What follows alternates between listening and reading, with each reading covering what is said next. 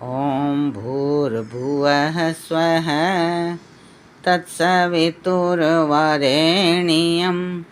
भर्गो देवस्य धीमहि धियो यो न प्रचोदयात्। ये गायत्री मंत्र है जो चारों वेदों में है।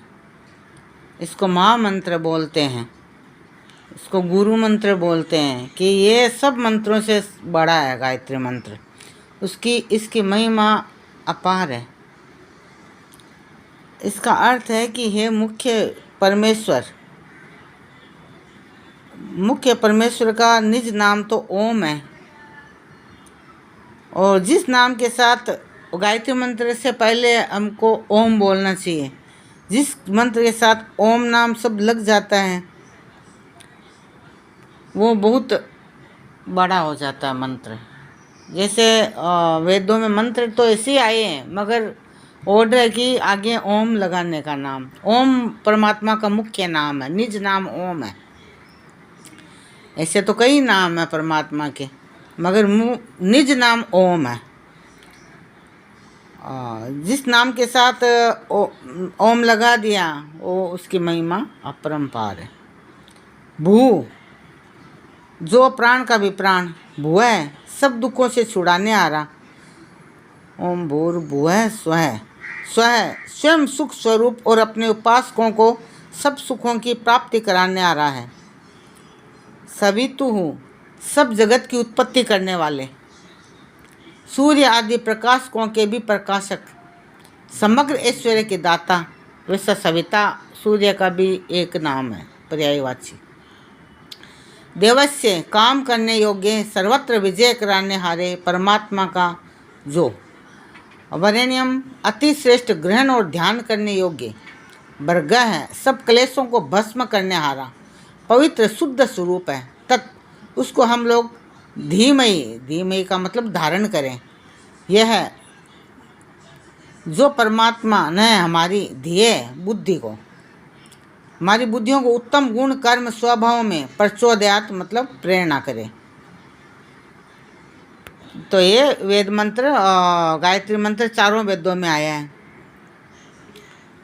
इन तीनों अर्थात ओम, व्याहतियाँ और गायत्री मंत्र को बाहर एकांत में 1000 बार प्रतिदिन जपते हुए बड़े भारी पाप से भी 1 मास में सांप की कैंचुली के समान छूट जाता है। ये कथन है मनुस्मृति का, मतलब ये सही नहीं है। छूट कोई नहीं जाता है, जो पाप कर दिया वो हो गया, कैंचुली की तरह छूट जाता है। ये मिलावट का है। उसमें उसके भाव में अच्छा फर्क आ जाएगा, सुधर भी सकते हैं, मगर पाप किया हुआ नहीं छूट सकते हैं। ब्राह्मण, क्षत्रिय, वैश्य, शूद्र कोई भी गायत्री मंत्र को पढ़ सकते हैं। ऐसा कुछ नहीं है कि शूद्र गायत्री मंत्र नहीं पढ़ सकते या लेडीज़ नहीं, औरतें नहीं पढ़ सकती है। इसको सब पढ़ सकते हैं। वेद के सब मंत्र प्रत्येक मनुष्य के लिए, उसमें कोई जाति पाति भेदभाव कुछ भी नहीं है उसके अंदर। ओम का जप हमें करना चाहिए। गायत्री मंत्र चारों वेदों का मंत्र है। चारों वेदों में गायत्री मंत्र दिया परमात्मा ने। ओंकार ओम है, ओम का जप हमें करना चाहिए। 3 वर्ष तक लगातार गायत्री मंत्र का 3 वर्ष तक लगातार आलस्य रहित होकर जो करता है वह बोलते हैं पापों से मुक्त हो जाता है, या इच्छा के अनुसार विचरण करने वाला और आकाश रूप मतलब सूक्ष्म शरीरी होकर परम ब्रह्म अभ्यर्थी परम ब्रह्म को प्राप्त कर लेता है। उसमें और भी बहुत है। पर ब्रह्म को प्राप्त करना भी सिर्फ गायत्री मंत्र से नहीं होता है। ओम का नाम स्मरण हमें करना चाहिए।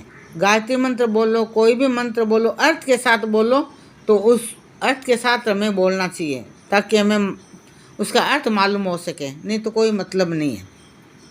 ओम खम ब्रह्म है, ये यजुर्वेद में 40वें अध्याय का 17वां मंत्र है। ओम ख ब्रह्म, इसका मतलब है कभी नष्ट नहीं होने वाला उपासनीय परमेश्वर का ओम नाम, ओम नाम है। इसलिए गायत्री मंत्र की महिमा बहुत ज़्यादा है।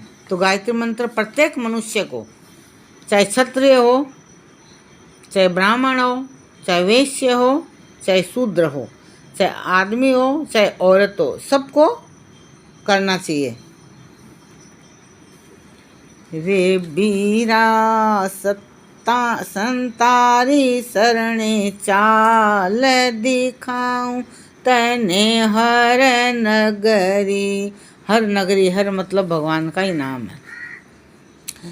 रे बीरा संतारे शरणे चाल दिखाऊं तने हर नगरी। बीरा साधारे शरणे चाल दिखाऊं तने हर नगरी। रे बीरा मिलन बारंबार मोज मिनखारे तनरी। बीरा हरि जीरी चर्चा हो ये भीड़ भगतारी।